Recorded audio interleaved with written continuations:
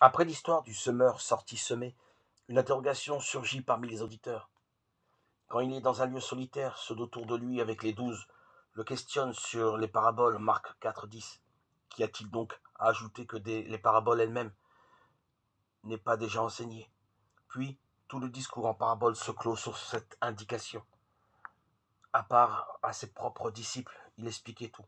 Marc 4,34. Les paraboles ne devaient-elles pas enseigner par la seule force de ce qu'elles font vivre? C'est pourtant bien ce que précise le texte. Par beaucoup de paraboles semblables, il leur disait la parole, pour autant qu'ils pouvaient entendre. Sans parabole, il ne leur parlait pas. Marc 4, 33, 34. Dans les évangiles de Matthieu et de Luc, la chose est relativement claire. Les paraboles doivent enseigner une affirmation, avec Jésus le Christ. Le royaume de Dieu est proche. Quand Jésus répond à ceux qui le questionnent au sujet des paraboles, il privilégie le pôle de la connaissance. À vous est donné de connaître les mystères du royaume des cieux, aux autres en parabole. À eux, ce n'est pas donné de connaître. Matthieu 13, 11, Luc 8, 10.